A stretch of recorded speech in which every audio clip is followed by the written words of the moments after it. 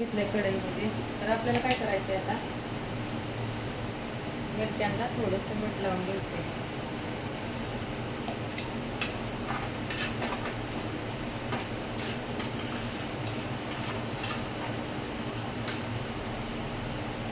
मिरच्यांना मी 1 चमच मीठ लावून घेतलेलं आहे. त्यामध्ये बघा अर्ध लिंबू घेतलेलं आहे.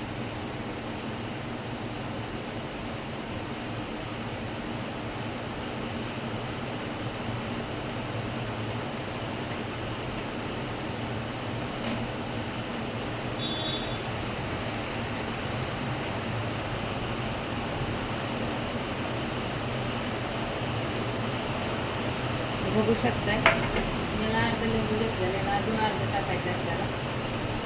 आता हे छोटे लिंबू असल्यामुळे त्याला काही एवढा रस नाही आहे.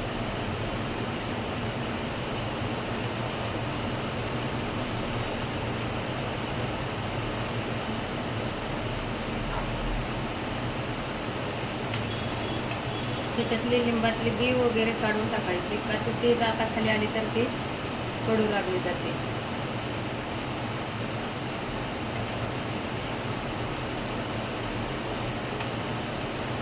चला, ह्याला लिंबाचा पण रस लावून झालेला आहे. तर मी आता तेलामध्ये फ्राय करत आहे.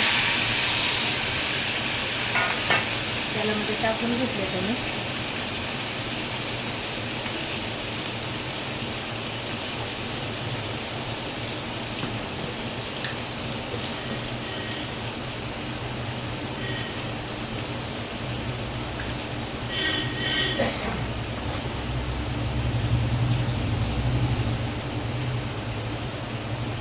एक चमच जिरे घेतलेले, ते जिरे पण टाकून घ्यायचे.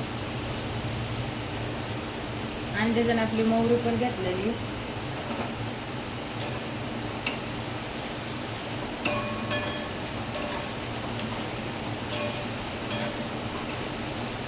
आता हे जे ताटाला मीठ राहिलेलं होतं ते आपल्याला मटण रस्सा लिंबाचा टाकून घ्यायचा येतात.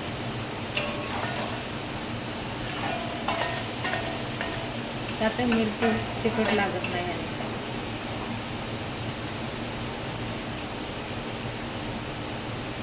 वरनं 2 ते 3 मिनटं झाकण ठेवून घ्यायचं आपल्याला.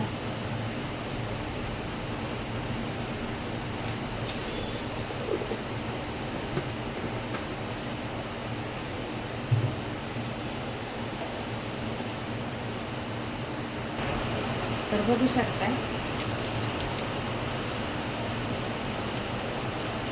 3 मिनिट आपले झालेले. तर फाटक खूप सुटलेले.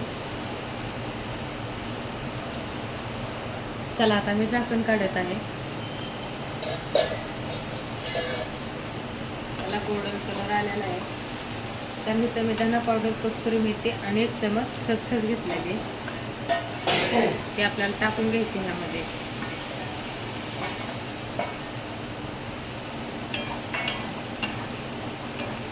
तर मी आता टाकून घेतलेली. गॅस बारीक करत आहे.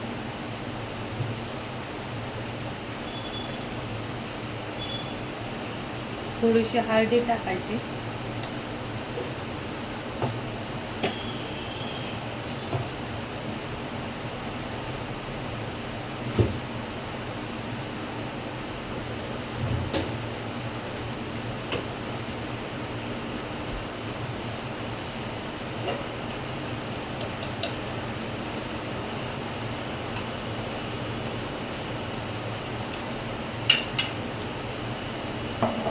तर आपल्याला शेंगदाण्याचं कूट ॲड करायचं त्याला.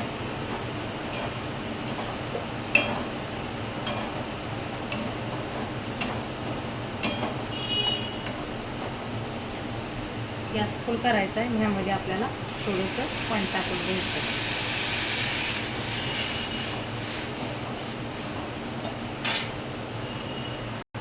वास तर खूप छान सुटलेला आहे.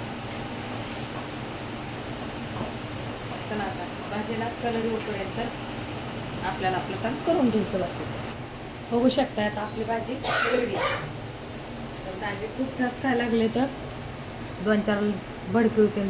बघू शकता अशी झालेली तरीदार भाजी बघा, मिरचीची मस्त झणझणीत. कोणाकोणाला आवडते मला कमेंटमध्ये नक्की सांगा. लाईक, शेअर, सबस्क्राईब करायला विसरू नका. चला सर्वांना